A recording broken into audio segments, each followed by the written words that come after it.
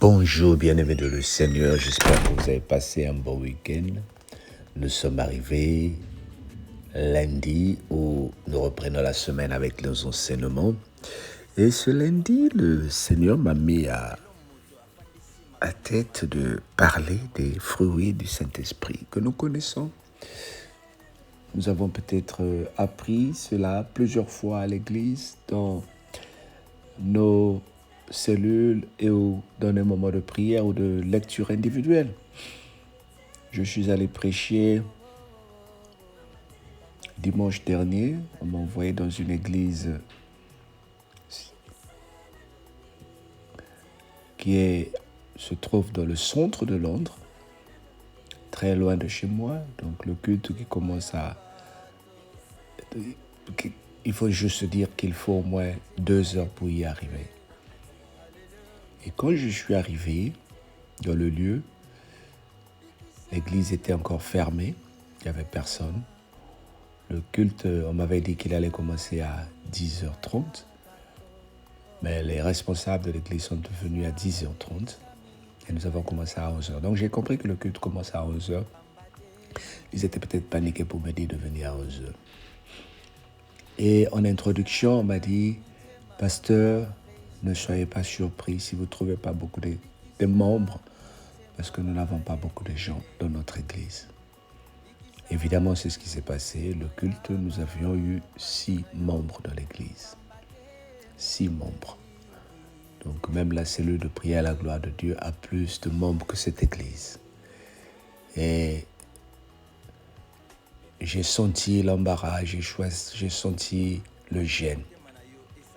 Mais dans la prédication, j'ai rassuré le peuple de Dieu que la Bible nous dit, là où 2 ou 3 sont réunis en mon nom, je suis là. Ne voyez pas le nombre. Jésus qui traînait la foule avait seulement 12 disciples. Quand il a commencé à parler de son sang, qu'ils allaient boire le sang, parmi les 72, 60 sont partis. Voilà pourquoi j'aimerais qu'on utilise un peu le partage de l'esprit. Parce qu'apparemment, l'Église est aujourd'hui confondue avec le nombre, l'enthousiasme et ce que nous voulons. C'est pas ce que nous voulons, c'est ce que Dieu veut. Alors que nous dit la Bible à propos de ces choses? Prenons Éphésiens chapitre 6 à partir du verset 12.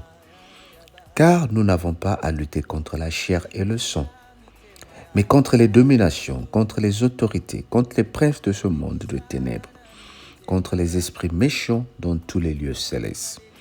C'est pourquoi prenez toutes les armes de Dieu afin de résister dans les mauvais jours et de tenir ferme après avoir tout surmonté.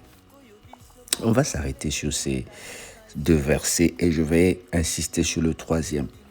C'est pourquoi prenez toutes les armes de Dieu afin de pouvoir résister dans les mauvais jours et tenir ferme après avoir tout surmonté. Les mauvais jours arrivent, bien-aimés. Les mauvais jours arrivent dans nos cellules. Les moments durs, les mauvais jours arrivent dans nos mariages, dans nos maisons. Mais ici, j'aimerais parler des fruits de l'Esprit Saint. Le Seigneur nous prévient. En fait, nous pouvons être 10 en prière, mais chacun de nous a reçu un don particulier. Chacun de nous a reçu l'Esprit de Dieu, mais d'une façon ou d'une autre. Ce que le Seigneur nous demande ici, c'est de commencer à veiller sur le don que le Seigneur t'a donné, ta foi à toi. C'est-à-dire, quand ton église ou ta cellule ne marche pas comme selon ce que tu auras voulu,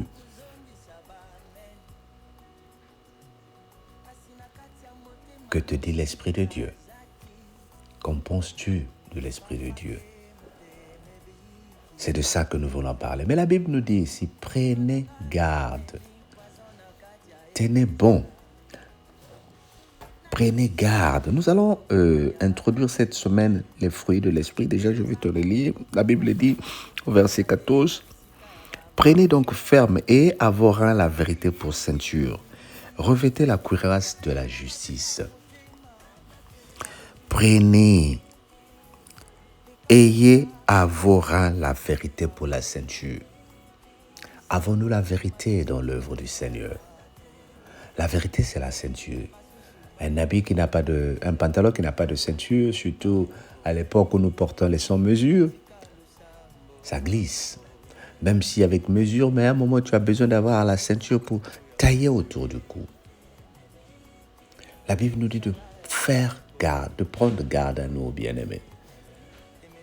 Et c'est de ça que nous sommes en train de parler ce matin. Il dit, revêtez la cuirasse de la justice. Y a-t-il la justice parmi nous? Alors pourquoi j'ai introduit l'église dont je suis allé prêcher hier? Pourquoi? Quand je suis arrivé, je les ai rassurés. J'ai dit, écoutez, la parole de Dieu que ceux qui sont ici sont en train de recevoir, ce n'est pas pour dire amen et puis partir. Vous devez vous lever pour aller chercher dans le monde ce que le diable nous a volé. Le diable nous a volé la bénédiction, bien-aimés. Le diable a pris nos frères pour les amener dans le monde. Le diable a pris nos sœurs pour les amener dans le monde. Comment allons-nous nous retrouver? Il faut d'abord que nous ayons la vérité, la justice pour amener ces gens-là dans l'église. L'église est devenue démodée aujourd'hui parce que nous sommes encore sur les principes ancestraux, nous sommes encore sur des principes historiques. Alléluia, amen, allez-y, ne vole pas, ne bois pas l'alcool, ne fais pas ça. Attention, il ne faut pas avoir ça, il ne faut pas faire ça. Pas ça, les 10 commandements. La religion, et c'est ce qui fait fuir les gens. Quand tu arrives à l'église, par exemple, si tu fumais, dès que tu arrives le premier jour, le soir, ils ne veulent pas te voir avec la cigarette. Quand on te voit avec la cigarette, tu es possédé, tu as des démons. Nous avons oublié que l'Église a besoin de donner aux malades spirituels le temps de guérir, le temps de se repentir, le temps de changer certaines habitudes. Toutes les habitudes sont une nouvelle nature et ça prend du temps avant de sortir d'une seconde nature. Un exemple précis, par exemple, une femme qui est maîtresse d'un homme marié qui arrive dans votre église, elle a 2 enfants avec ce monsieur marié, et tout de suite le pasteur lui dit « Ah, c'est le péché, c'est le péché ». Et cette femme va aller voir le pasteur pour tout lui dire « Qu'est-ce que je fais de ces enfants que j'ai eus avec ce monsieur-là » ? Ah non, il faut renier ce monsieur. Je ne suis pas en train d'encourager le péché ici, mais je suis en train de vouloir dire que nous avons à prendre la réalité avec la parole de Dieu. Et ce que je suis en train de dire, je suis sûr qu'il y a même des hommes de Dieu qui pourront m'entendre pour dire, mais de quoi il parle ce pasteur? Je parle du Seigneur Jésus-Christ qui a mangé avec les pécheurs. Je parle du Seigneur Jésus-Christ qui est en train de manger. Une femme est venue, il a commencé à laver ses pieds. Et les gens l'ont dit, si tu savais qu'il lave tes pieds, tu n'allais pas te le laisser faire. Je parle d'une femme adultère qui a été attrapée en flagrant délit qu'on a amenée vers le Seigneur. Et le Seigneur a dit, parmi vous, s'il y a quelqu'un qui n'a jamais péché, qui n'a qu'à jeter des péchés sur cette terre. Mais qu'est-ce qu'il a dit? Va et ne pêche pas. Bien-aimé, la parole de Dieu ne juge personne. Tu vis dans le faux, mais tu es à l'église. Dieu ne te juge pas. Dieu te demande juste le temps de régler maintenant ta vie. Tu ne savais pas, voilà pourquoi tu vivais dans le faux. Ou peut-être tu savais, voilà pourquoi tu vis dans le faux. Mais il faut que tu vives. C'est tout ce que tu as comme moyen. Mais je viens t'apporter une bonne nouvelle. Lorsque tu as donné la vie à Jésus et que les fruits de l'Esprit se manifestent en toi, le Seigneur va t'aider à régler ta vie. Il faut que toi, tu oublies le monde qui te juge, mais accepte d'abord la réalité. Dis, Seigneur, je suis dans la merde. Sauve-moi. Et le Seigneur va te sortir.